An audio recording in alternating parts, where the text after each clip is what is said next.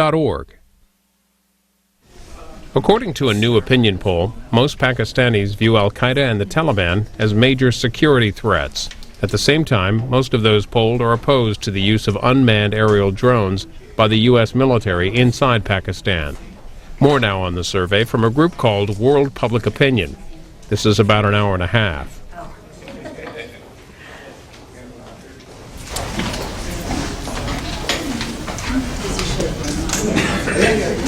After that last moment of editing, why don't we begin? Thank you all for coming this morning to hear about a discussion of public opinion in Pakistan and what it means for Pakistan and U.S. policies.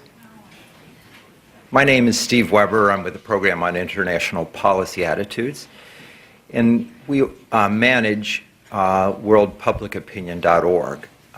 This is a network of organizations around the world that conduct research on international policy questions.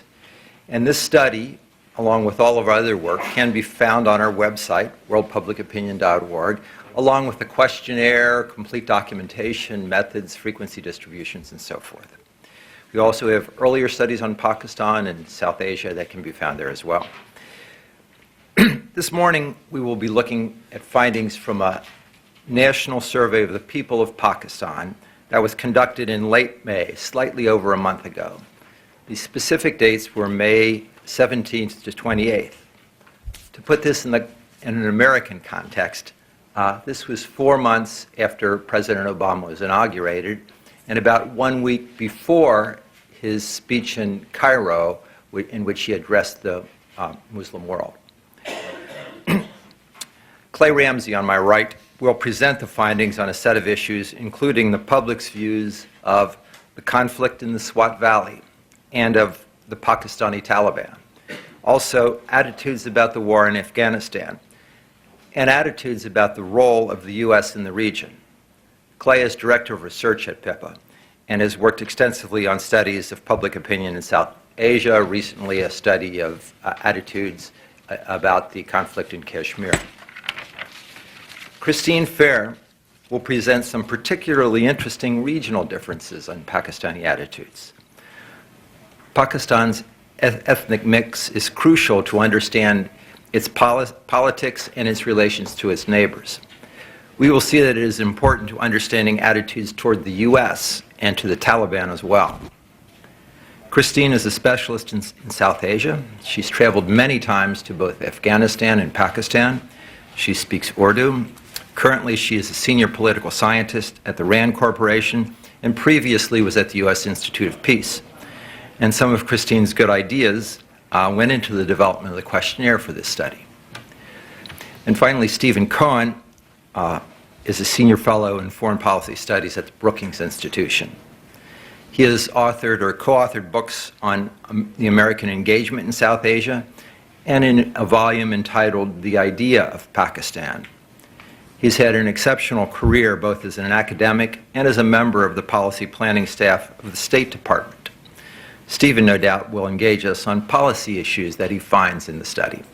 So I would like Clay to start out and present the core findings of the research. Thank you all very much for coming. This survey was conducted over May 17th to the 28th. And there were 1,000 Pakistani adults nationwide responding. Interviews were conducted at home in randomly selected urban and rural sampling points in all 4 provinces. Let me add quickly that for Baluchistan, which has only about 5% of the population of the country, we oversampled and then weighted the results back down so that they would be proportional to the rest of the country. The margin of error is plus or minus 3.2%. These are the topics I'll cover, which Steve has already run through for you. The Swat Valley conflict, the war in Afghanistan, attitudes toward President Obama in the U.S., and al-Qaeda. So, a major shift has taken place in Pakistanis' perceptions of religious militant groups in their country. 81% now see the activities of Islamist militants and Taliban in the FATA and settled areas as a critical threat to Pakistan, while in fall 2007, when we asked the same question, only 34% saw them as critical. More broadly, the activities of religious militant groups in Pakistan as a whole are seen as a critical threat by 2/3, up from 38%. When they're asked where their sympathies lie in the SWAT conflict, 7 in 10 are supportive of the government. 10% volunteered on defense response, both equally or neither, but only 5% said the Pakistani Taliban. Confidence in the Pakistani government and army to handle the situation is at majority levels. 4 in 10 say they have a lot of confidence, and 7 in 10 say they have at least some. The public seems definite that the Pakistani Taliban represents a road they don't want their country to go down. We asked them to think, what if the Pakistani Taliban were to gain control over all of Pakistan? How would this be? And 75% called this bad. 67% said it would be very bad. At the same time, a majority see such a takeover of the whole country as unlikely. About half say it's very unlikely.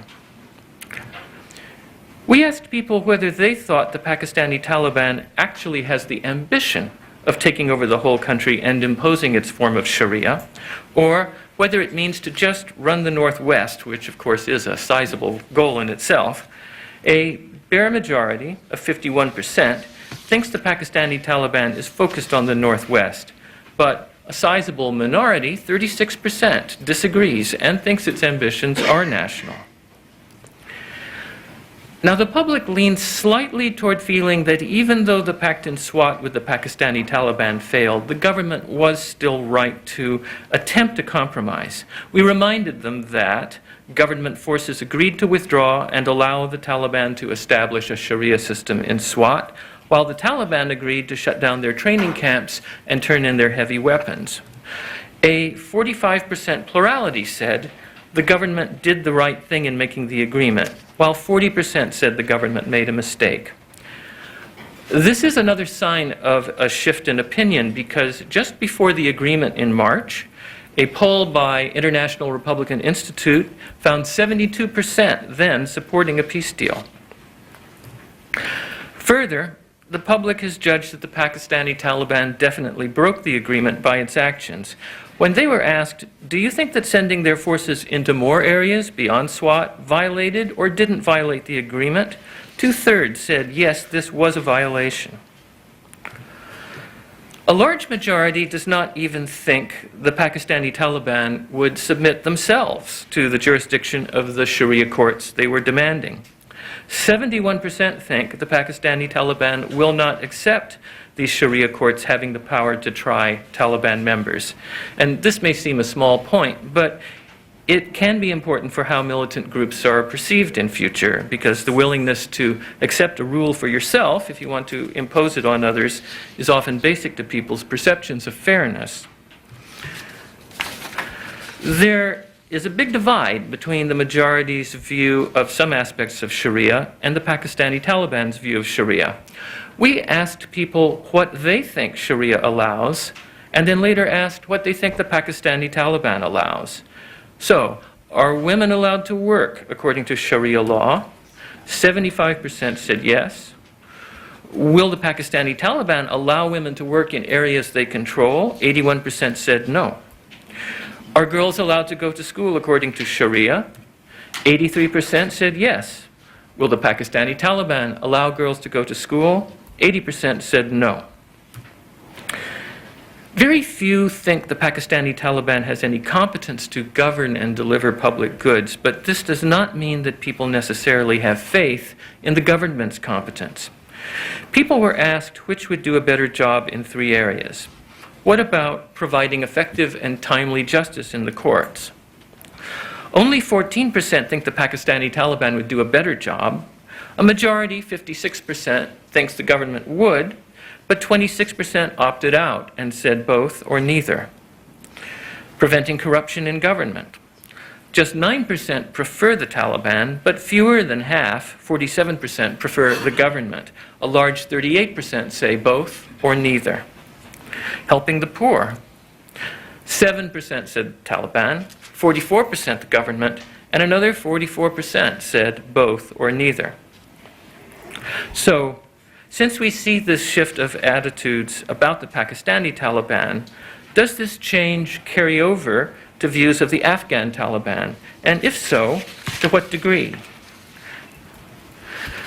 Nearly all Pakistanis say that, in principle, the Afghan Taliban should not be allowed to have bases in Pakistan. 87% thought this.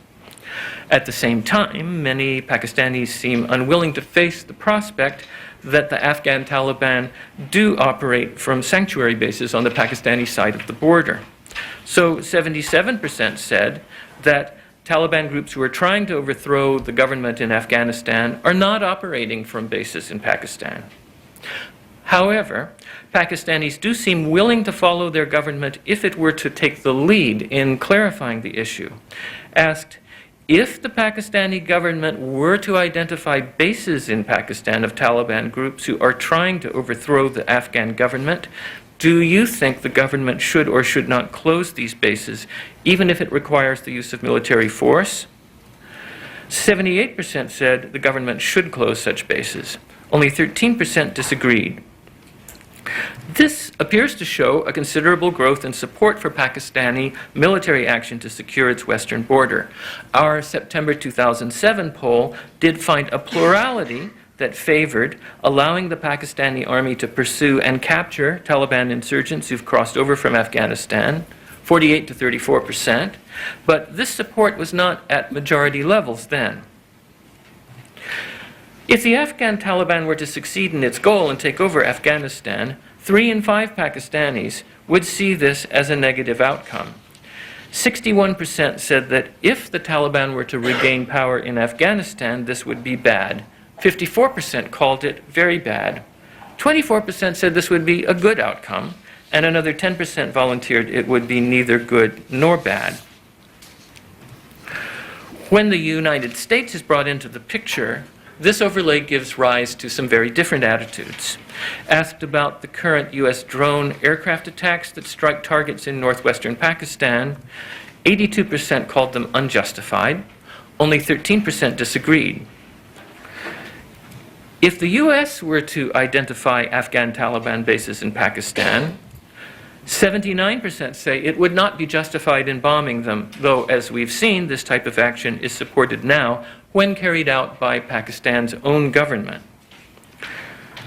We asked a question that would remind respondents that the international community, not only the U.S., originated the military presence in Afghanistan. It read, as you may know, the UN has authorized a NATO mission in Afghanistan manned by forces from the US and other countries. This mission is meant to stabilize Afghanistan and help the government defend itself from Taliban insurgents. Do you approve or disapprove of this mission? 72% disapprove of the NATO mission, only 18% approve. Do you think the NATO mission in Afghanistan should be continued, or do you think it should be ended now?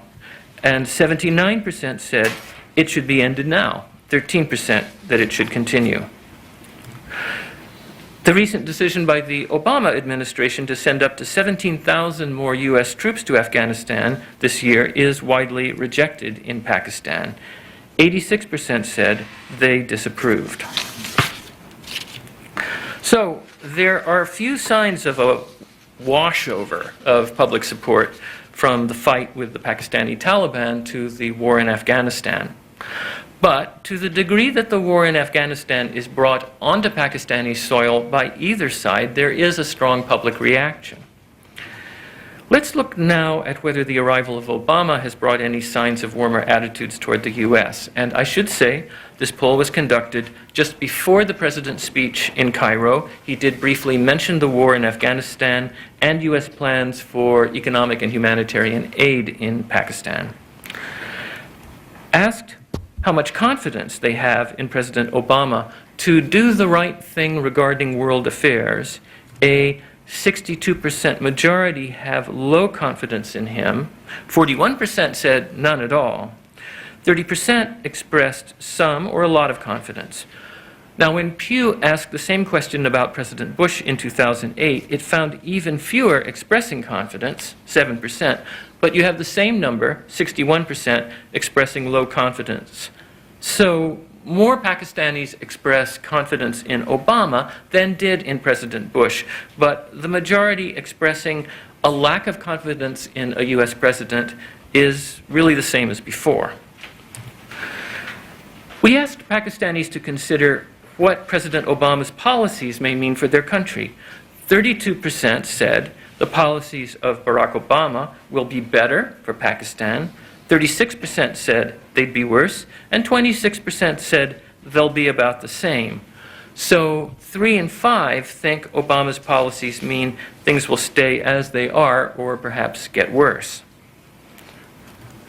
Now, 69% feel unfavorably toward the current U.S. government, and 58% are very unfavorable. Only 27% have a positive view, and this is roughly similar to responses in 2008, when 56% were unfavorable and 17% favorable. Attitudes are a little less lopsided when Pakistanis think about the U.S.'s efforts to promote international law. And this question, which we've asked before, has shown some signs of moderation. So respondents chose between two statements. On the right, you see the U.S. has been an important leader in promoting international laws and sets a good example by following them.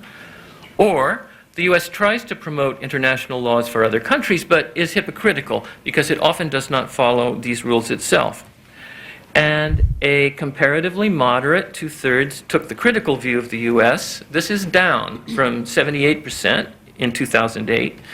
And a significant minority chose a statement which praises the U.S., perhaps some thought a little fulsomely, couldn't have been easy. The U.S. is perceived as showing a disrespect toward Muslim countries that a majority think is purposeful. Given 3 options, only 7% said the U.S. mostly shows respect to the Islamic world. A substantial 1 in 3, though, said this is not intentional. The U.S. is often disrespectful to the Islamic world, but out of ignorance and insensitivity. However, a 55% majority thought the U.S. purposely tries to humiliate the Islamic world. So this image of U.S. actions toward Muslim countries seems pretty entrenched. But if broader attitudes toward the United States have shown little improvement, what about attitudes toward Al-Qaeda, the U.S.'s adversary? There has been a major shift in Pakistani opinion toward Al-Qaeda so far as it regards Pakistan itself.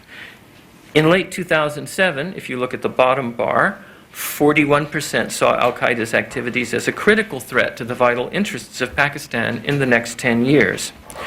In the current study, 82% called Al-Qaeda's activities a critical threat to Pakistan, and so this doubled.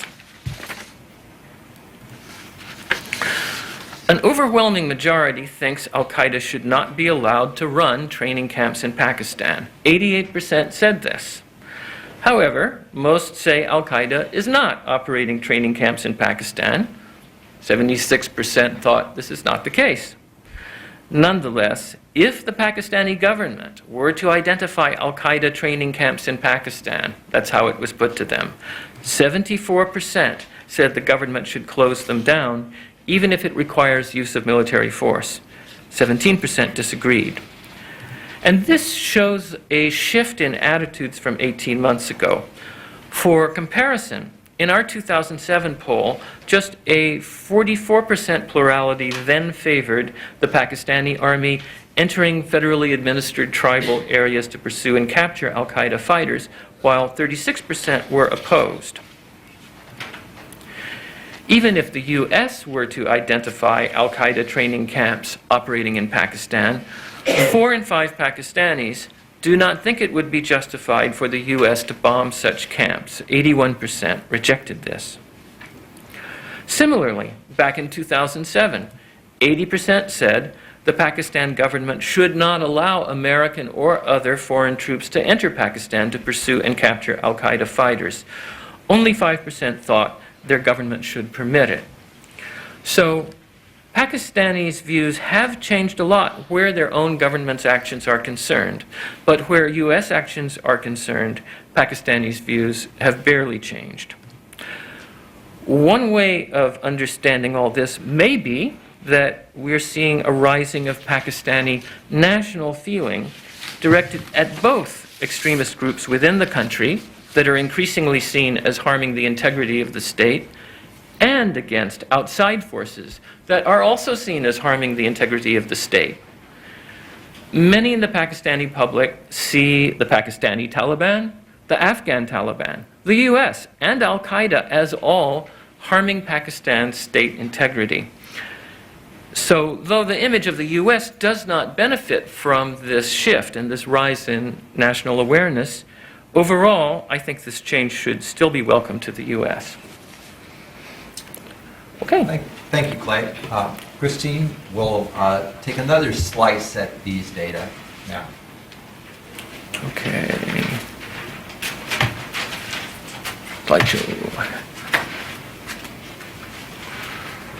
Good to go? Yeah. So when you hit the button, it makes them appear. Oh, good God, Brianna. This is so complicated for this Luddite. All right, so let me give you a brief overview of what we're trying to do with this next presentation. This next presentation tries to disaggregate what Pakistan looks like. So the preceding presentation looked at the country overall. So we tried two kinds of disaggregation of these data. The first kind of aggregation that we looked at was urban-rural.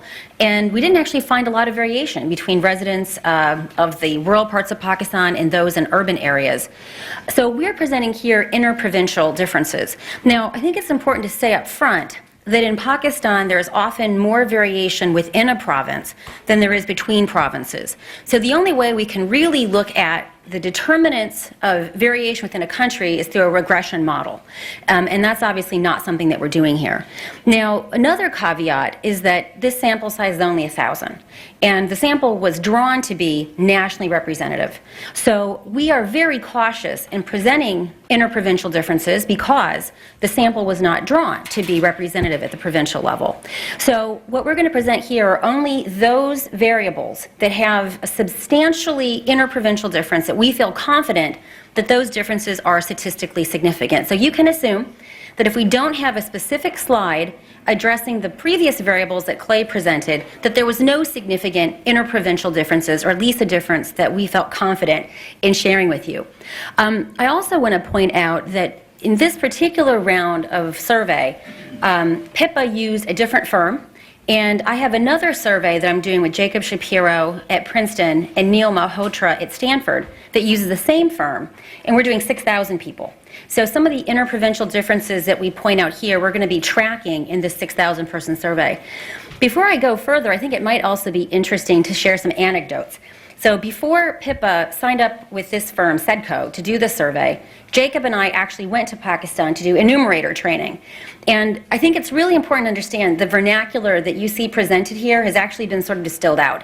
And one of the most interesting things that we found when we did the enumerator training, and by enumerator training, I mean those people that are going out to interview the participants in the survey, we went through every single question in minute detail, and we questioned them very rigorously to make sure that the enumerators understood the question. What we found in our previous sample in 2007, that there were a lot of respondents who said they didn't know or didn't want to respond. And trying to figure out whether they don't know or don't want to respond is obviously an important issue. And so to minimize the don't knows, we spent a lot of time with these enumerators making sure that they understood terminology. One of the there were probably two interesting findings that Jacob and I had from the enumerator training. And that is, when you actually ask people, do you know what al-Qaeda is? Most of the enumerators who were very well educated, all of them had FAs, which is the 10+2 in the Pakistani system.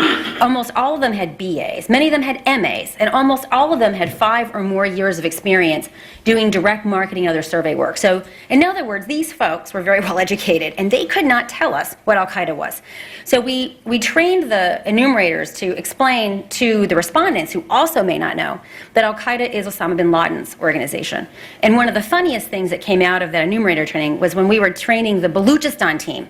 And we said, you know what Al-Qaeda is? Can any of you tell us what Al-Qaeda is? And a woman raised her hand. And this was really funny, because women almost never know what Al-Qaeda is, and they certainly never offer an answer in the training.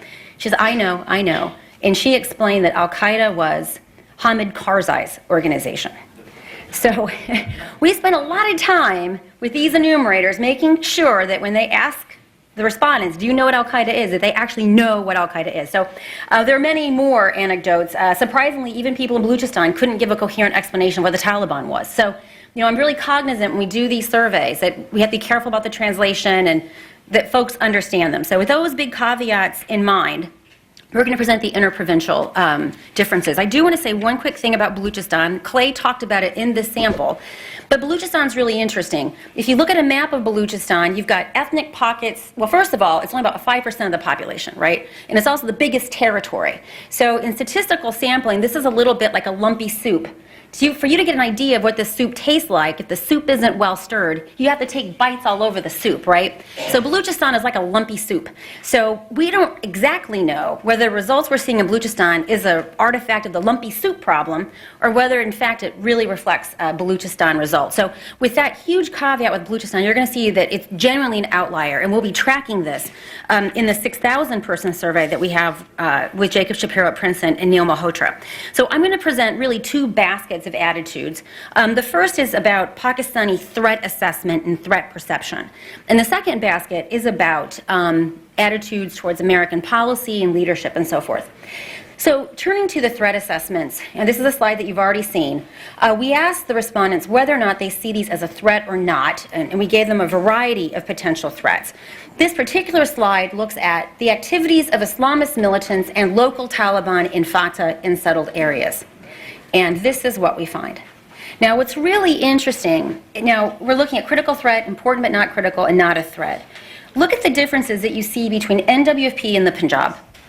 People in these 2 provinces are much more concerned about these activities than those in Baluchistan, and Sindh is also in the high threat category.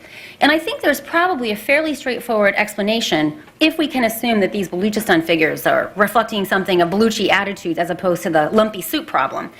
And that is, oddly enough, while Baluchistan is the home of the Afghan Taliban, the violence in Baluchistan is really about ethnic Baluch insurgent violence. You haven't really seen the Taliban active in Baluchistan. It's sort of like, I'm a dog lover. My dog doesn't soil her kennel. So maybe the Afghan Taliban are just pretty clever that they're not going to make a problem in Baluchistan. But you've had much more Islamist violence across these other 3 provinces. And so maybe that explains why Baluchistan is really an outlier here. We also asked Pakistanis about the activities of religious militant groups in Pakistan as a whole. And again, you see really interesting provincial differences, with folks in NWFP and the Punjab really being most concerned. And if you think about this, certainly since 2006, when the Afghan Taliban really began a concerted campaign of suicide bombing throughout Pakistan, they were really concentrated in the Punjab, in FATA, as well as in NWFP. Sindh and Baluchistan, with a few exceptions like bombings, obviously the attack on Benazir Bhutto, in recent years has really been spared the ravages of this kind of violence. And I think you see this reflected in the interprovincial differences. So going back to the question of the Pakistani Taliban goals, and again, we're talking about the Pakistan Taliban, not the Afghan Taliban. We asked them whether if the Taliban, the Pakistani Taliban, were to take over all of Pakistan, how would this outcome be, ranging from very good to very bad? And again, you see these really fascinating interprovincial differences, with people in the NWFP and the Punjab, which have been most affected by the activities of the Tehreek-e-Taliban in Pakistan, being much more worried and apprehensive. And again, Baluchistan, which has been spared almost entirely, with the exception of some important sectarian violence, which many Pakistanis don't necessarily view in the same way as the Pakistani Taliban, although people who know about the TTP know that their outsourcers of violence are actually some of the sectarian groups. But again, the two provinces that have borne the brunt of this violence are much more apprehensive about the outcome of a TTP takeover. We also asked folks about Pakistani Taliban's goals, and I'm not going to read the question. You can read it yourself, and this is the second time you've seen this slide. And again, fascinating interprovincial differences. So even though folks in NWFP in the Punjab, or not even though, they have borne the brunt of this violence, they are much more likely to believe that it's their goal to take over all of Pakistan. Now, I think it's important that we remember when this survey was taken. This survey was fielded after the Taliban had moved into Bunair in a complete violation of the peace deal. And my interpretation of the Bunair takeover is that folks in the heartland of Pakistan, which is really NWFP and Punjab, there's almost this sense that as long as the craziness happens in the NWFP and the Punjab, we can live with that. You know, there is, and we have to be very frank about this, many Pakistanis view Pashtuns, especially in the tribal areas, as being a secondary citizen. And constitutionally, they don't have the entitlements of the rights and also the obligations of the Pakistani citizenry. So it is a legal status, which Pashtuns in the Fatah have, but it's also a very different social status. So my interpretation is that when Bunair fell, that really changed the worldview of people in the Punjab and NWFP. And because if you actually go and you look at the IRI data that was fielded in March, right before the deal was finalized and the subsequent events, people have a very different opinion about the Pakistan Taliban and what its goals and what the likelihood is that they would actually succeed in those goals. And again, Baluchistan and Sindh, which has largely been spared the ravages of the TTP, are really, they think the Taliban will just stop at the Northwest Frontier Province. So when we ask them about the likelihood of a Pakistani Taliban takeover, there's very striking interprovincial variation. Whereas in the previous slide, you saw the NWFP and the Punjab kind of behaving similarly. Here what you see is a very different provincial grouping. So folks in the NWFP, and perhaps given their experience, right, because they're at ground zero of the TTP, they are much more of the belief that they will actually take over, particularly if you include the somewhat likely. Folks in the Punjab are much more skeptical that this is actually going to happen. In fact, folks in the Punjab and Sindh were the most skeptical. And again, you see in Baluchistan, they're a little bit more ambivalent about how things might turn out. We also wanted to understand how folks in the different provinces view the government as well as the Pakistani Taliban with respect to the SWAT conflict. And so again, you see folks in the Punjab and the NWFP, their sympathies lie much more strongly with the government. And again, in Baluchistan and Sindh, you really see a different view. There are any number of interpretations. I think one way, perhaps, of interpreting this, and again, the only way we could really know is through some sort of regression model, is that in both Baluchistan and Sindh, there's this long-standing they would say disenfranchisement from the federal government. And we see that in Baluchistan. There's an ongoing Baluch ethno-nationalist insurgency. And Sindh has also had episodic periods of ethnic violence centered around control of Sindh and center-provincial relations. So it's kind of difficult to disaggregate. Is the Baluchistan-Sindh difference coming from their own disenfranchisement or perceived disenfranchisement from the federal government, or because they've actually been exposed less to the TTP violence? We also asked folks, as you know, about their confidence in the government's handling of SWAT. And I know, check that out. So you really see a lot of variation here depending upon where folks are sitting across the country. And I personally found the NWFP results to be absolutely baffling.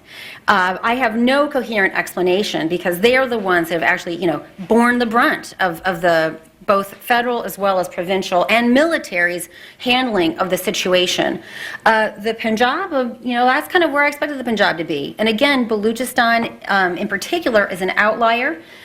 Sindh if you just add a lot and some, it falls somewhere between Baluchistan and the Punjab. But the NWFP finding for me is absolutely extraordinary, and I have no coherent explanation as to why that might be. So if y'all have thoughts, as we write up the provincial findings, let me know, because I just have no way of rationalizing that.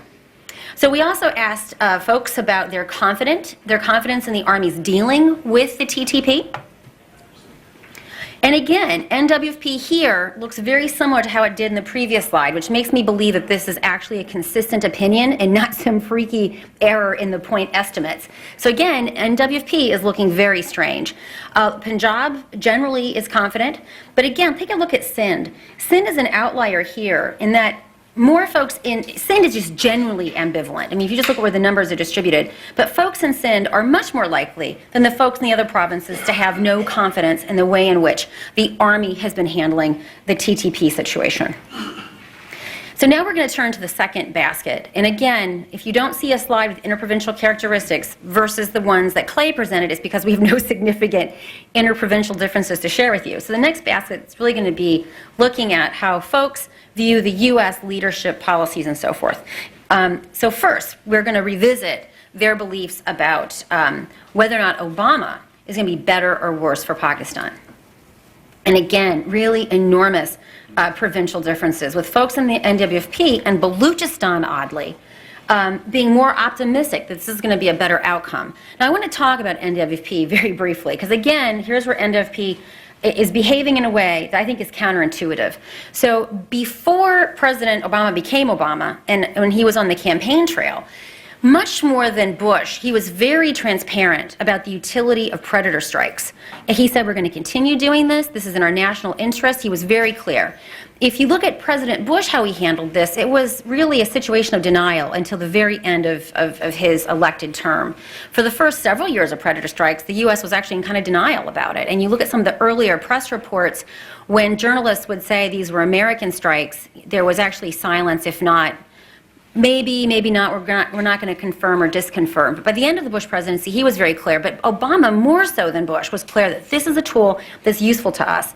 Yet, despite those very clear proclamations, folks in NWP think that things are actually going to be better. And I'm going to say here as an aside, in this survey, the overall survey, Pakistanis were uniformly opposed to the predator strikes. But if you look at data collected by Ariana that only focuses on FATA, remember our survey doesn't have FATA. FATA, you can do surveying in FATA, but most people don't bother because it's really onerous getting a good sample in FATA. But Ariana did a sample of FATA, and I wouldn't say it's a scientific sample, but nonetheless, when Ariana went into FATA and asked them about drone strikes, folks on the main supportive. So in other words, the people that are there living next to the TTP and who sort of see every single day what these guys are up to, as well as Al-Qaeda, using the Ariana data is a metric, folks were more positive about the drone strikes. And I do know that IRI, which is using the same firm that we're using, has a very large survey in FATA. The results aren't public yet, and I believe that one of the issues they ask there is, again, the drone strike. So we all should be keeping an eye out for the IRI data. But the Punjab is certainly on the range of Sindh in terms of skepticism that things are going to get better. In fact, more people in Sindh think things are going to get worse. And similarly, in the Punjab, residents of Punjab are also more dubious than NWP or Baluchistan. Now, the next set of questions, I understand, Pippa, you folks ask these questions of a lot of countries. And so, yes, these particular questions. So these may seem kind of strange that they're included here, but Pippa routinely asks these questions of the countries in which it operates. And it's a really good calibration of how Pakistanis view these particular issues vice other countries. And because they've asked this question also in Pakistan, it gives them a trend line on how Pakistanis see this. To my knowledge, you guys haven't broken out provincial differences on these variables, so we don't have a trend line here with the interprovincial differences. But we did ask Pakistanis what they believe to be a U.S. goal, and the first question included here is the creation of a Palestinian state. Now, again, NWFP is a complete outlier. I don't know why in the world people in NWFP would have this view. Obviously, overall, there's not a lot of optimism in the Punjab or Sindh that this is actually a goal. And in fact, in those two provinces, vast majorities think it's not a goal. Again, Balochistan, folks are more ambivalent than the rest.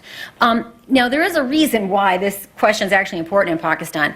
I spent a lot of time looking at militancy in that country. And even though the militant groups on the main haven't sent folks over, although there was a suicide bombing, I think in 2004, that involved Pakistani, they were Brits, but they were a Pakistani origin that attempted to do a suicide bombing. On the main, the Pakistan militant groups are contained in the theater, and by in the theater, I'm obviously meaning Afghanistan, Pakistan, and India, with a few oddballs popping up in Iraq and elsewhere.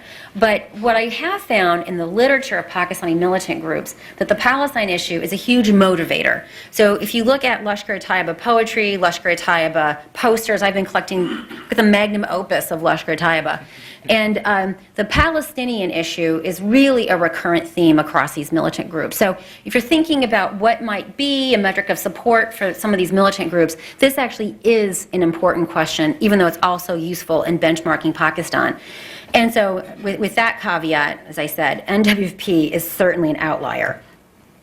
Going back to the U.S. goal to weaken and defy Islam, again, this is a question that Pippa asks all over the place across many years.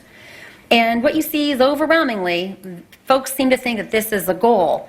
But again, NWP is an outlier. And again, because we see NWP appearing in over a similar cluster of questions as an unusual outlier, it makes me feel more confident that we're really measuring the opinion of people there, as opposed to this being some sort of freaky point estimate error. And again, Balochistan is an outlier again. Very similar, in fact, to NWP, just as we've seen it in previous slides. Now, going back to, and actually we should have perhaps reorganized this. It should have gone with the first batch. But looking specifically at al-Qaeda and the activities of bin Laden, and again, this is framed because many folks don't know the word al-Qaeda, but they certainly know Osama bin Laden. He has a lot of brand name equity now. Again, you see a lot of interprovincial variation. With Balochistan genuinely being an outlier. And again, I suspect that's because they haven't really borne the brunt of Islamist violence. That being said, you're looking at variation among those who said it's a critical threat. But when you add in important but not critical, the vast majority of folks think that al-Qaeda and bin Laden are actually bad news. Returning to the question of Afghan Taliban bases in Pakistan and whether or not the government should close down these bases, even if it requires the use of force, again, you see pretty strong provincial variation. NWFP in the Punjab, as well as Sindh, are firmly of the belief that it should. Although in the NWFP, you also have some fairly, 1 in 3 basically say that they should not. Balochistan, again, is really ambivalent, and Sindh, overwhelmingly supportive that they should shut these guys down. Al-Qaeda training camps in Pakistan, we ask the same question, whether or not Pakistan should close them down, even if it requires force. Again, we see a similar interprovincial variation. Sindh, much more vocal than the other provinces. Balochistan, much more ambivalent.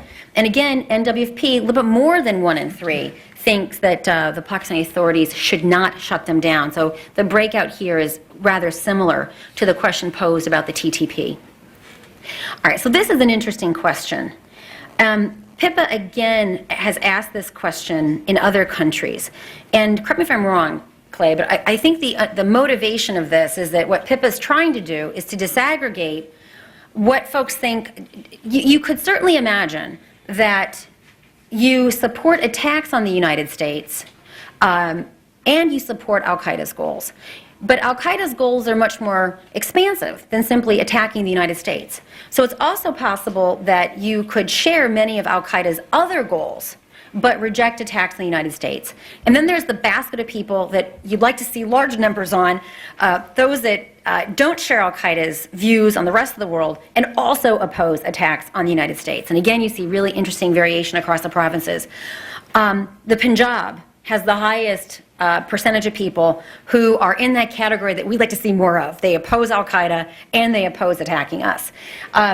In the NWFP, and this is contradictory to some of the findings that we found in the other slides, they are more likely to support attacking the United States, and they're more likely to share the attitudes al-Qaeda's attitudes towards the United States.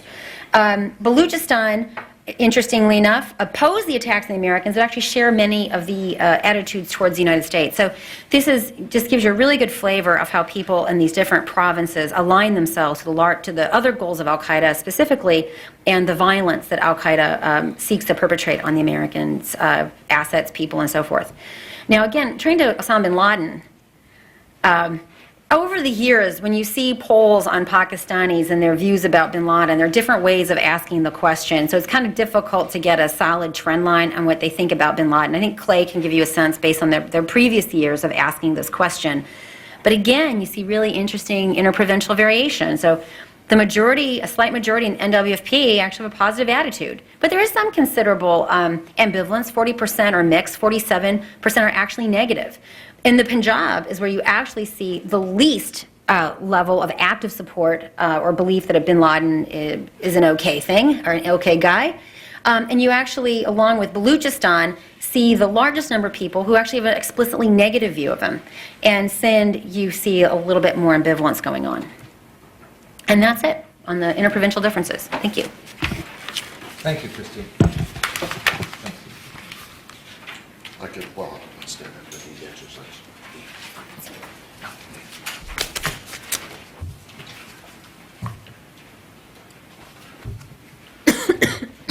Good morning. When I was asked to participate, I guess it was Clay, that I'm not a big fan of public opinion polls, and this grows out of my experience when I put myself through college, polling regarding potato chips and highways. And we simply manufactured the data in both cases. There was no, so I was very skeptical of the process, but I do find it important and useful in some ways, and perhaps looking at it from a policy perspective, in unexpected ways. And I think of once when I briefed Bill Casey about the war in Afghanistan, the first war in Afghanistan, the first American war in Afghanistan. He's then head of the CIA, and somebody said, well, in Punjab they don't do this and they don't do that. He said, where's Punjab? And I thought, we have a problem here. If the director of the CIA does not know where Punjab is, Pakistani Punjab. So I think that polling generally is useful if it can serve as part of the educational process for policymakers. And I particularly like Chris's add-ons to the because it forces you to think about the differences between parts of Pakistan. What I'm deeply concerned about is the notion of Pakistani public opinion. There is no Pakistani public opinion, except it's being manufactured by the polling organizations, which may be useful in the sense that if there is a Pakistani public opinion as identified by the polling organizations, that gives us and the Pakistan government something to talk about.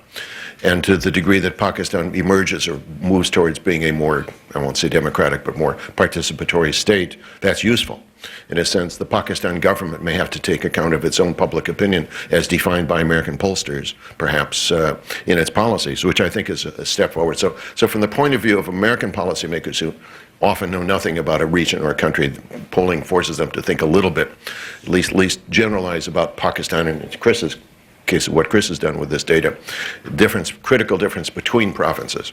I think by analogy, in India, the attitudes of North Indians and South Indians, or Indians in the East, Indians in the North, towards Kashmir are enormous. In the South, they don't even know where it's at, whereas in Punjab and Delhi, they have it's a vital interest, vital concern for them. So I think there are important regional differences in Pakistan, and I particularly like Chris's use of this data to bring these out, and her theories and explanations of why the province is different. However, the polling itself, I'll argue with you later about the methodology. Having done this as a, sir, where did you travel? What kind of potato chips to eat, and so forth.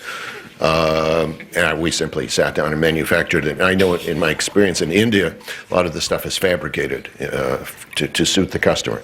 That's what we're doing, in fact. But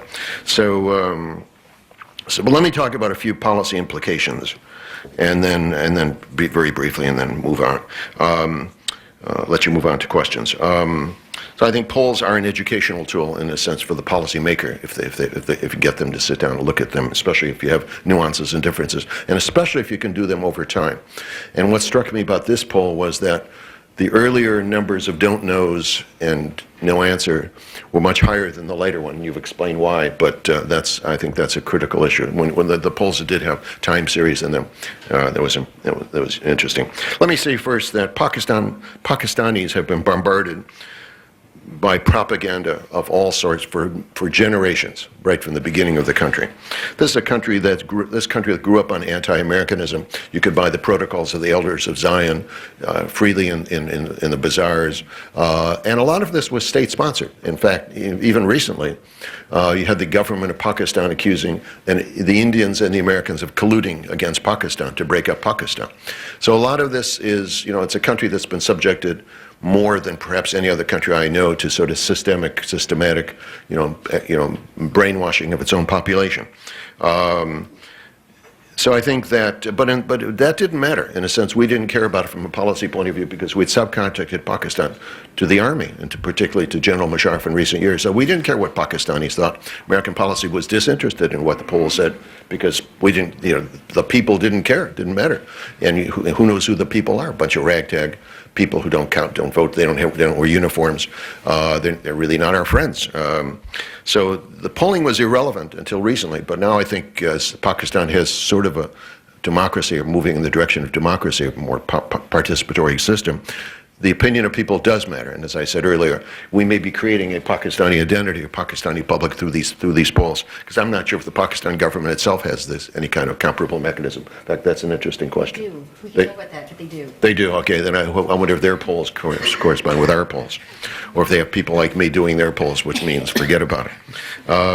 So I think that, but I think this has changed now. There's a radical change in American attitudes towards Pakistan, and this began in the last year or two of the more recent Bush administration, that it wasn't simply what the military thought and what President General Sir Musharraf thought. It was what the Pakistani people were thinking and where they were going. And I think a realization occurred that Pakistan could be and is, in fact, now one of America's biggest foreign policy problems. This wasn't American policy in the executive branch, but it certainly became the policy of Congress. And the Biden-Lugar bill, now the Kerry-Lugar bill, epitomizes this concern about the future of Pakistan as a state, and therefore attitudes of Pakistanis towards their future and towards us and towards a whole range of issues. So I think that public opinion polling is now more relevant. But I caution policymakers about taking it too seriously.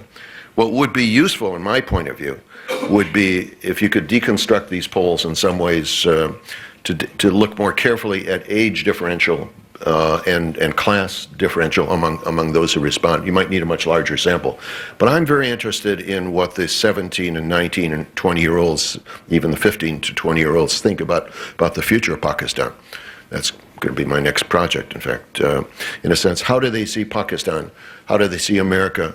The people are going to be running Pakistan 10 or 15 years from now, particularly in the Punjab and the frontier, the critical centers of political power in Pakistan and military power in Pakistan. How do they view the future? And so I think it would be useful in the future if you could do some questions and saying, in the list of all the possible futures for yourself and for your country and for your province, what do you see as the most desirable? What do you see as the least desirable? I personally would like to see that. It would save me a lot of anguish in trying to figure out this out myself. So I think that polling would give, that kind of question might give policymakers and the policy community a little bit better idea of what are the deepest concerns of Pakistanis of all sorts, especially young Pakistanis, besides, do you like the Taliban? Do you not like the Taliban? It's over. That generally seems to follow headlines. But the anti-Americanism is very deep and persistent. And it'd be useful if we could find out why, besides having been subjected to anti-American propaganda for a long time, and which sectors hold these views more intensely than others. Frankly, I think American policy should not only address this question directly through much greater expansion of libraries and exchanges and so forth, but really when we come across people who are sort of systemically, lying about us and for one reason or another, I think we should confront them as a matter of policy and not give them a free ride, challenge them, I think, openly and publicly, to why do you say this? Why do you believe that, Colonel Ralph Peters, directs American policy towards the breakup of Pakistan? That's one of the fantasies that circulates among the highest levels of the Pakistan military, that this retired colonel sitting somewhere in Virginia, somehow shapes American policy towards the destruction of Pakistan, along with the Indians in collusion. So I think the polls will show that this is widely held, strongly held belief, even among educated and influential Pakistanis. I think as a matter of policy, we should go after these people, in a sense, confront them with what we know as our falsehoods. Secondly, clearly, we've got a huge weapon in our arsenal, President Obama. And my son writes about these kinds of things, how you monetize or establish the value of an intangible asset. I would say the Obama speech in Cairo was at least $15 billion. And his interview to Dawn, which has not been publicly commented here, but certainly had an impact in Pakistan, maybe that's a $10 billion interview. In other words, if we would have had to spend that kind of money to get that kind of result, maybe they couldn't spend any amount of money to get that kind of result. So I think the educated, influential Pakistani is attuned to these kinds of messages from Americans. So we have this great, arsenal, weapon in our arsenal, Obama. And he should be used judiciously, but clearly his statements, the statements of other American leaders, when Holbrooke went to a refugee camp and stood there and talked to people, these kinds of direct actions by American politicians and political leaders and diplomats are critically important and worth more than billions and billions of dollars. So I'm not sure if you can measure this in a poll, but I think that from a policy point of view, they're certainly worth pursuing. A few other final points.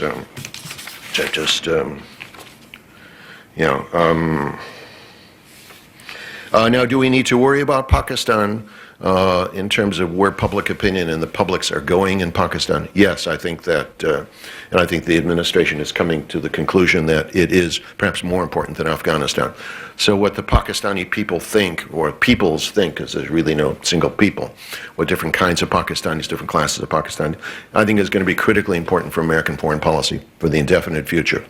That's why this has to be, from our point of view, not simply one-time effort, one-time shot, but a more enduring relationship with Pakistan. That gets us into all kinds of other issues. But polling, I think, provides us one window into the attitudes and minds of Pakistanis, not the Pakistani people, but different Pakistani publics. And I think, therefore, I look forward to your next performance. Okay, thank you.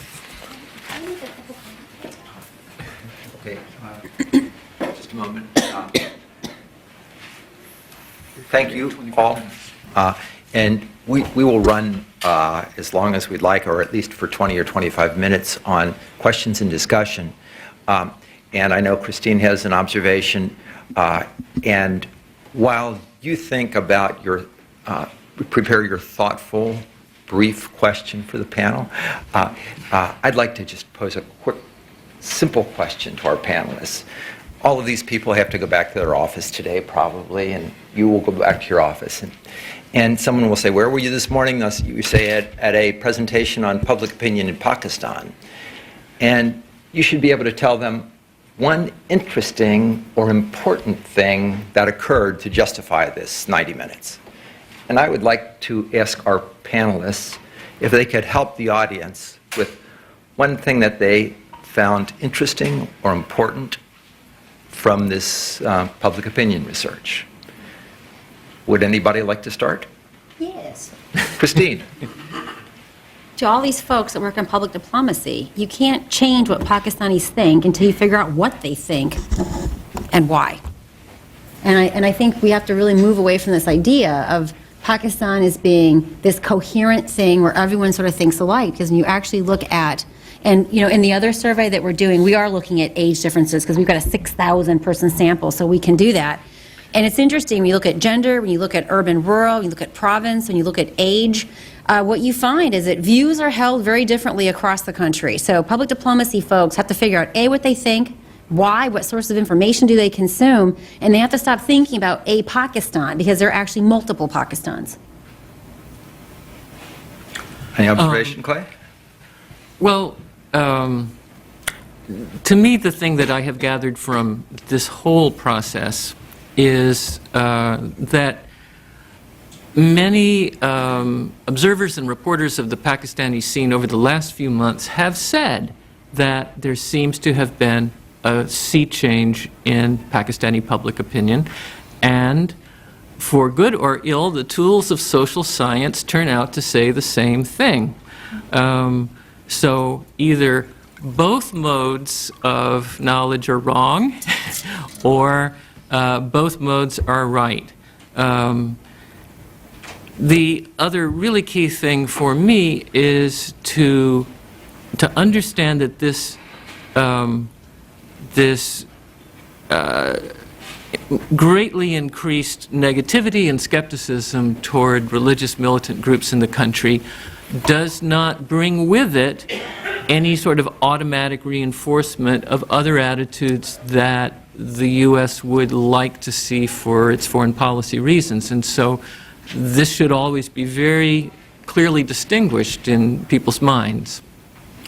Thank you, Clay. I don't know if you want to I'll add one point. pitch into that, Stephen. I think Pakistan is evolving a new identity. And there's a new idea of Pakistan.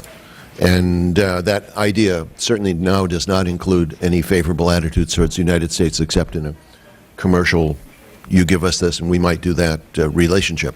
So I think it's important that we understand what kind of Pakistan may evolve in the future. The polls are good, but they tell us about the past, but they do offer some trends, and if they're well done, then give you the deeper reasons for attitudes. So I think it's important that we understand that Pakistan may evolve in a way which is a clearly Pakistani identity, but which we may not like. That is, you may have a more coherent, organized Pakistan, but a Pakistan which in some ways rubs up against American concerns and interests. Thank you. Okay. Actually, can I make a few comments upon Steve's point? Okay. Christine, go ahead. Very briefly. So I think I share Steve's skepticism about polls in general. And having gone through the enumerator training, I won't trust a poll where the enumerators haven't been trained. But I do want to share a couple of interesting insights about how polling has shaped, in a dialectical way, events in Pakistan.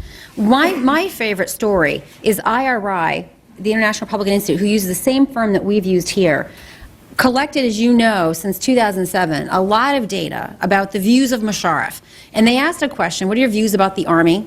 And what you saw is that the public opinion about the Army actually declined throughout 2007. Everyone knows that. They also asked another question. To what extent do you think less of the Army because of President Musharraf? Majority of people said this, that this was their view. And Musharraf was so angry about these polls that he actually said, you pollsters are destabilizing the region. And he went on and on and on. And he actually kicked out the chief of mission to IRI. So I think that there really is an interesting dialogue.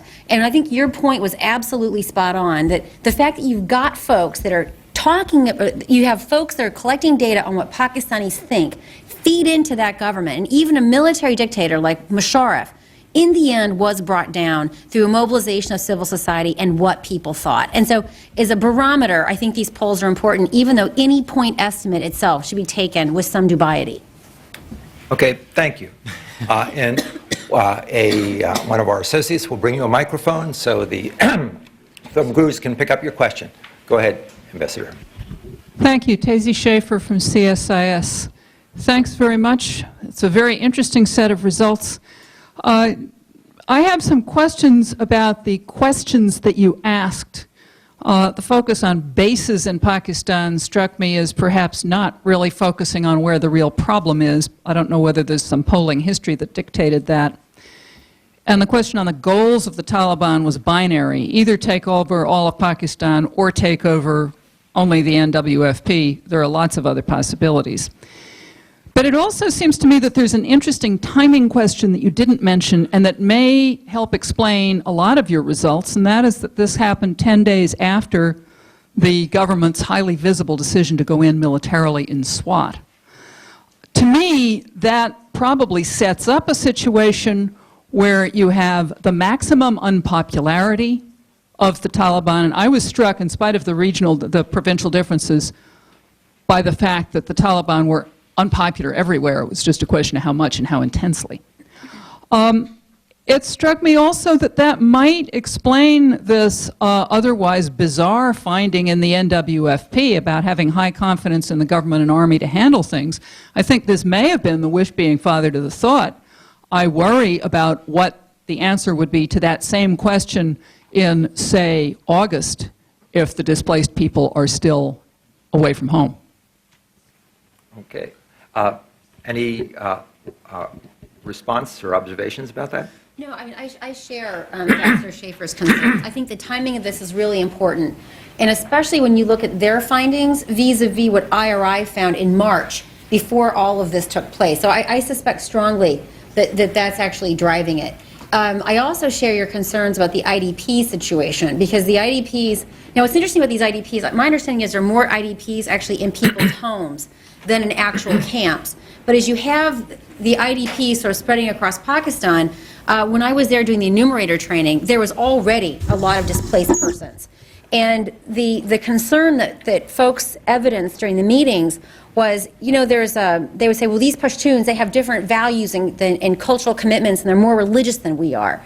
And so even when we were doing the enumerator training in April, Pakistanis were already registering concerns about what the impact would be on the IDPs throughout Pakistan. And many of them actually drew parallels to the Afghan refugees during the 80s. So I know that my colleagues and I, we're doing our 6,000 person survey, which actually does address many of the questions that Steve asked, because we were interested, what do people think about their future, not just their past. But I know that we're interested in doing surveys following up on this. I'm pretty sure IRI is also doing questions on the IDPs. I'm pretty certain of that. Okay, thank you. A question here, and a microphone will be with you in a moment. Thanks. Thank you very much. I think excellent report.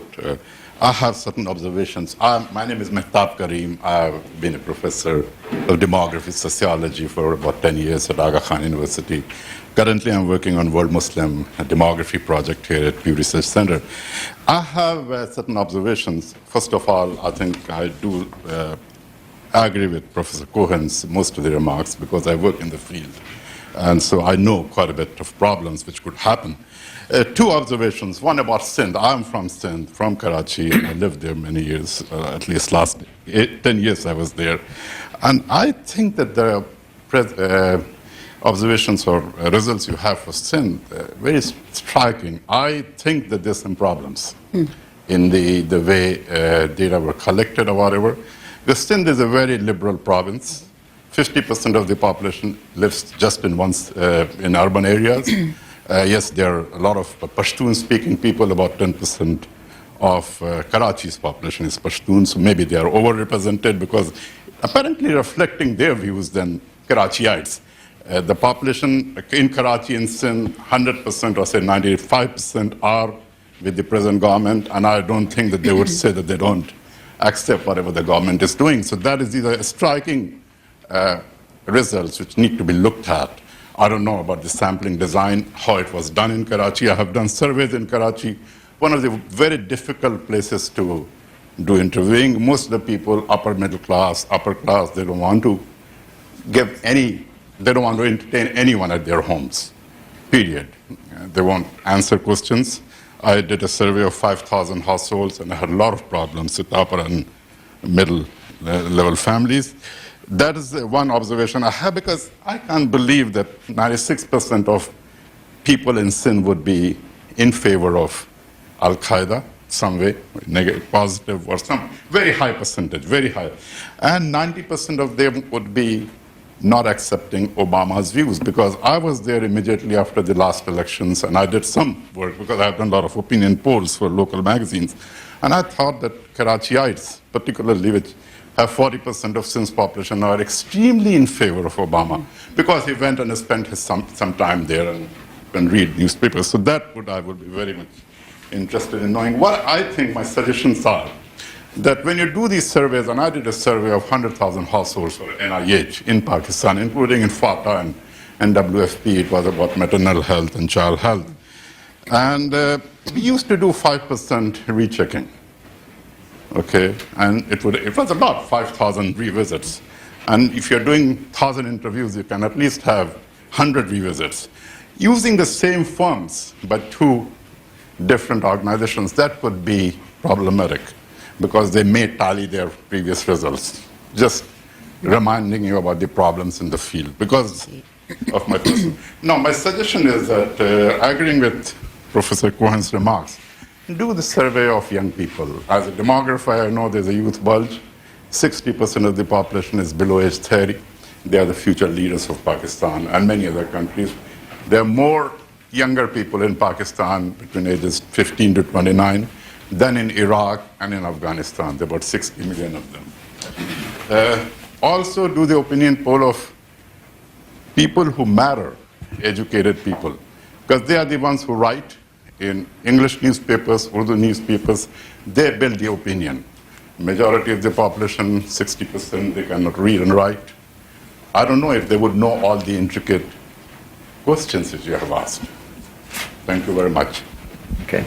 I just have one or two observations in a broad way about polling in Pakistan, but in general polling in the Muslim world. Something that we have found is that our samples tend to be slightly more educated than the population as a whole. And so I think the issue that we find challenging is not representing the lower income, less educated people, because we tend to find that it's easier to complete interviews on topics like this with the better educated people. And this issue of what do young people think in the Islamic world comes up a lot. And I'm sure it varies from country to country a bit.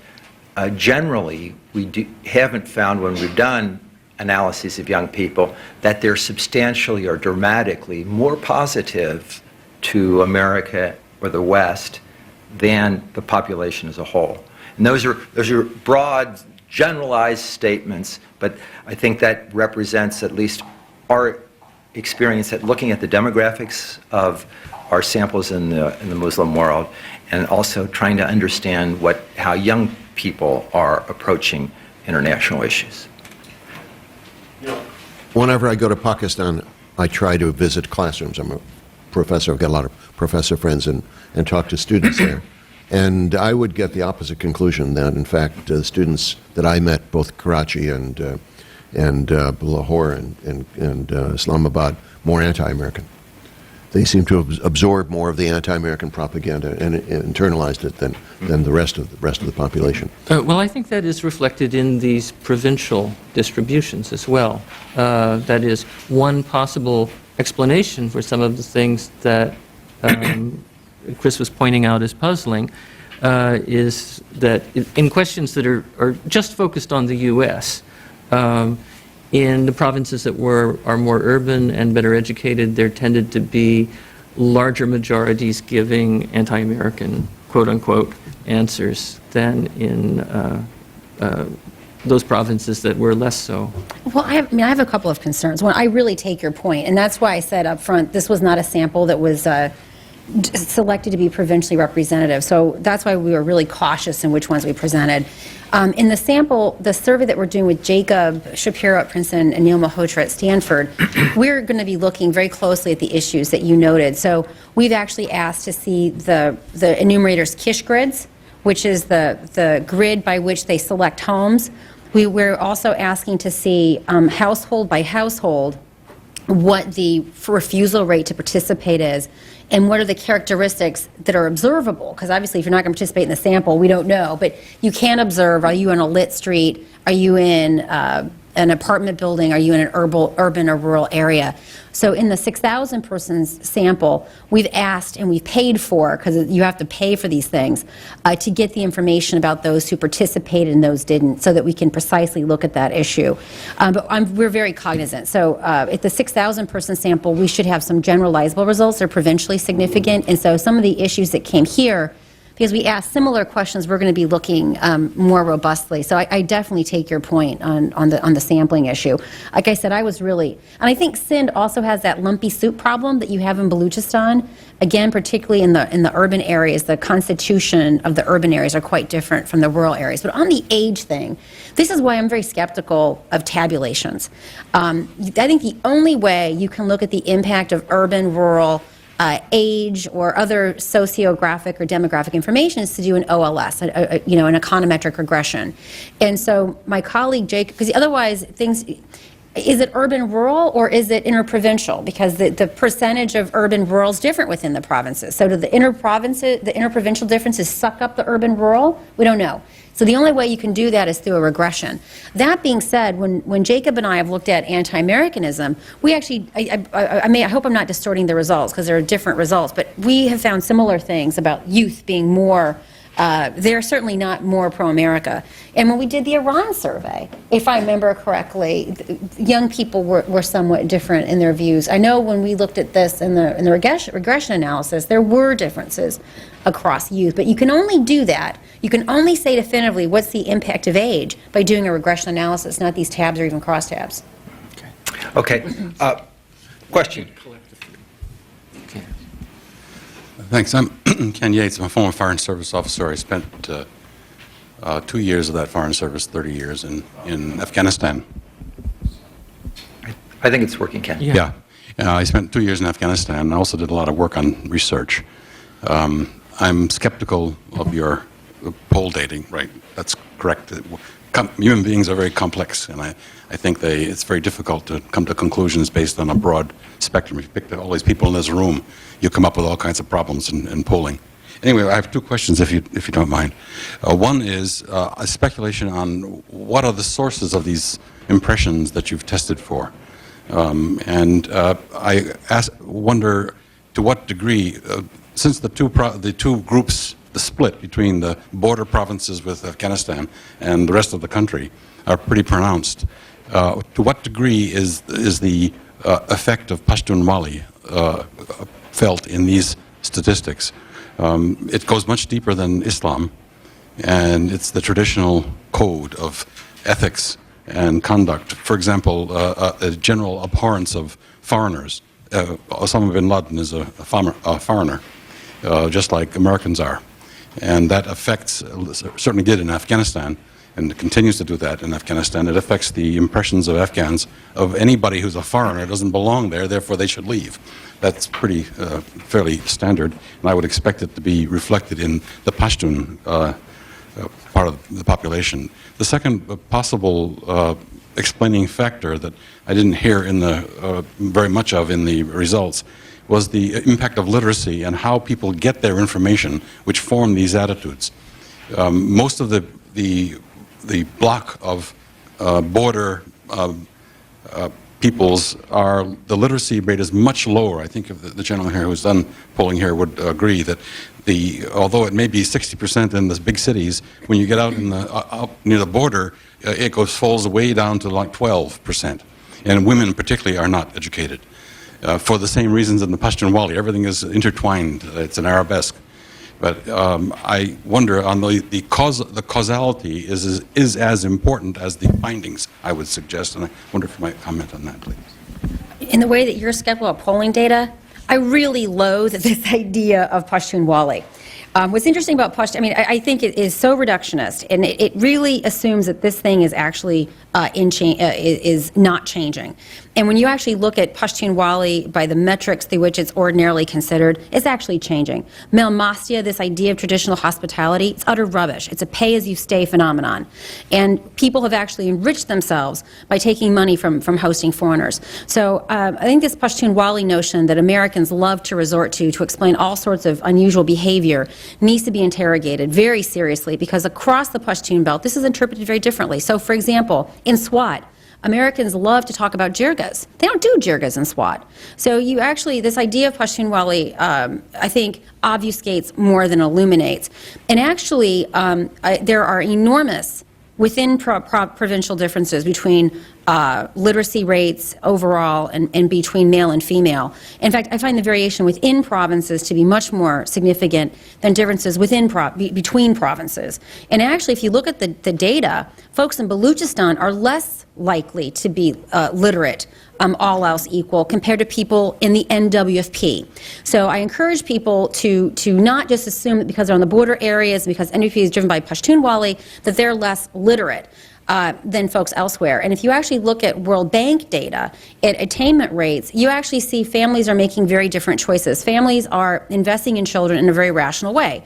So it is true that in the tribal areas, women are less likely to be educated, but this is not necessarily, you cannot assume that this is because of Pashtunwali. It's also an artifact that education is path dependent. In parts of the country, people will send their daughters to school only if there is a school nearby.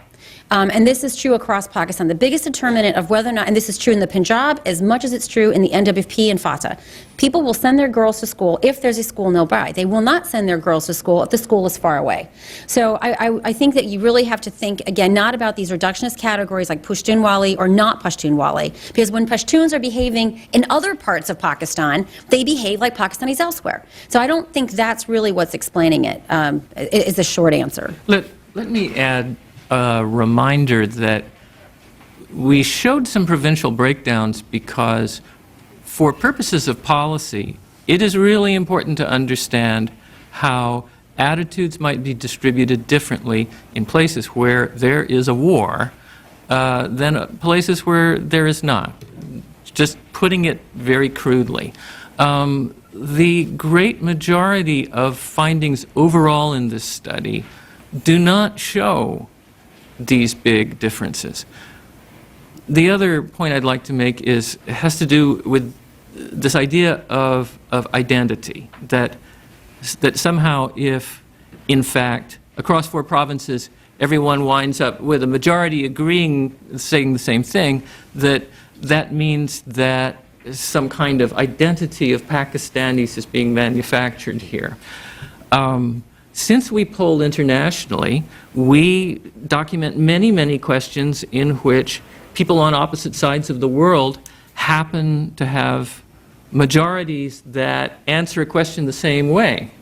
That doesn't mean that they're sharing an identity. It certainly means they're sharing something, that because they are in a big res publica, which is worldwide. They all have some impact from media, which is in turn worldwide. They're sharing the same universe. They don't have to share the same identity to do that, and that's equally true inside Pakistan. Thank you. We've had a particularly lively discussion this morning. I think we'd have time for perhaps one more question or two. Al Richmond and the young lady sitting behind him. And why don't we ask them together, and we'll try to address them. Thank you. Particularly interesting to me was to see the variation across Pakistan in the attitudes. I have hopefully a brief question. This survey, along with several other recent surveys, shows that Pakistan attitudes toward the U.S. are exceptionally negative. Usually Pakistani attitudes wind up at the bottom of the heap. Your recent, the WPO recent survey, a 20-country survey, in a sense confirms that. Obama, surprisingly, is 2-to-1 negative, whereas the 20 countries as a whole find him 2-to-1 positive. So if one thought, if only we could present Pakistan in the world, a President Obama, that would help us. It doesn't seem to have worked so much. My question is, what might work in terms of, this survey or other, what might turn Pakistan attitudes in a more actually normal direction as other countries? Okay, thank you, Al. And the lady in the brown top. My name is Sadia. I'm interested in what you said about the NWFP. And if I remember correctly, you said that the poll data showed that there were some inclinations toward the U.S. Policies in FATA for drone attacks compared to other provinces, and maybe some sympathies or more optimism about Obama in NWFP. And but at the same time, there are some more sympathies towards Al-Qaeda and its goals. Do you think that the shift in opinion kind of presents an opportunity, diplomatically speaking? Okay, 2 slightly related questions. Would anybody like to offer? I think I can go first, and let me take the last question first. One hypothesis, and I'm saying this as somebody who is not and have never been a full-time student of Pakistan, is that there is people who are farther away from what I'll call the Pakistani metropoles have less or a different mix of education, and that they are less ideologically formed, that their views don't necessarily all line up in a row properly. certainly less so than someone in an urban area. So you could postulate a person who says Americans should get off our land, should get out of our neighborhood. That Obama, he doesn't look so bad. Maybe he'll be more, maybe it could be better. Perhaps this all tumbles out in one breath for someone.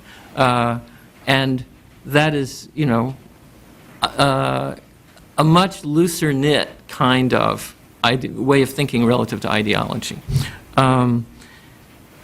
So, I'm sorry, let me give you some time. You go ahead. Oh, just briefly, I mean, what I've noticed over the years, and Steve, you know, should also hop in here, Americans, when viewing Pakistan, have had a lot of false binaries. They assume that if you are anti-militant, you must be pro-American. If you are pro-Musharraf, you must be pro-American.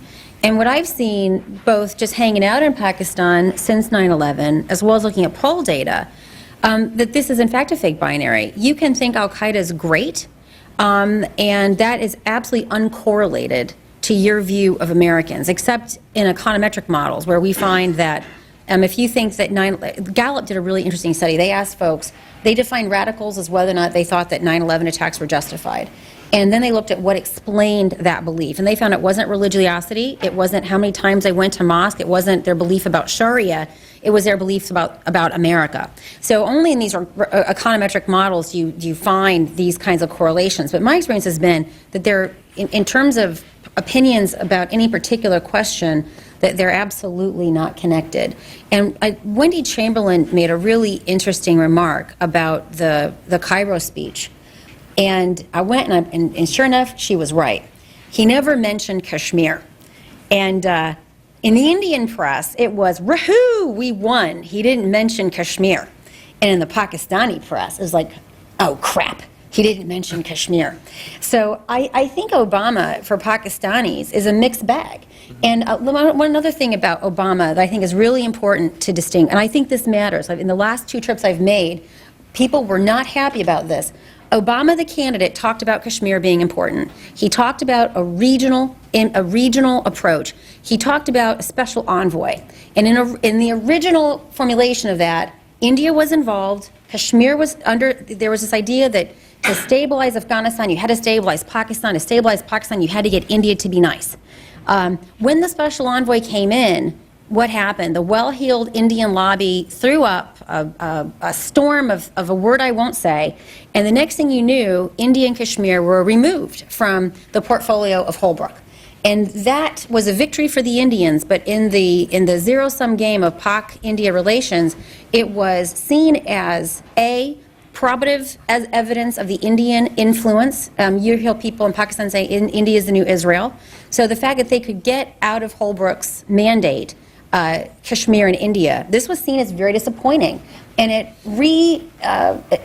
emphasized or it reinforced this idea that the U.S. has a strong long-term relationship with India and a very short-term transactional focus on Pakistan that's really about stabilizing our war effort in Afghanistan. So I think that is partly why you see these very strange figures about Obama relative to Obama's standing in other countries. It's very particular. All right.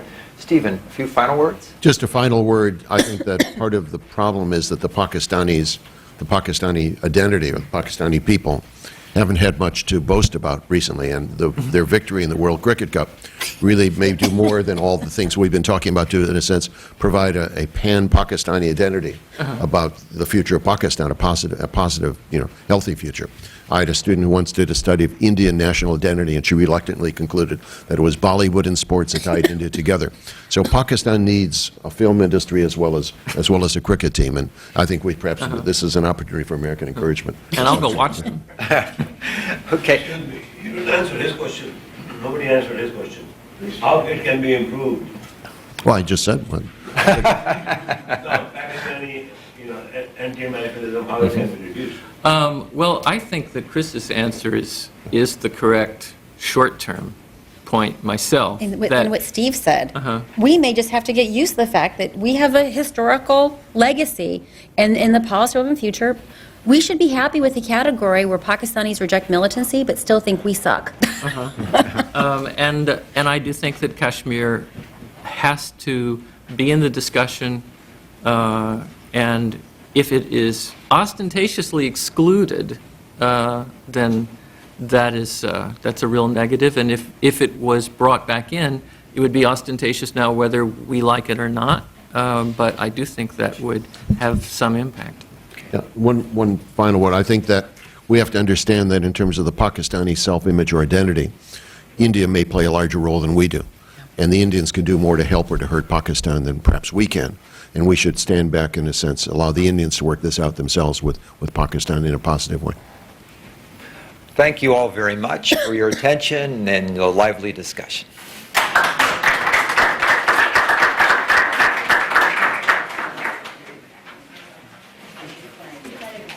Yes, hello?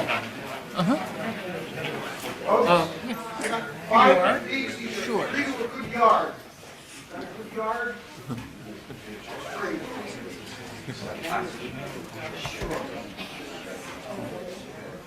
I did actually learn age and gender education and other things.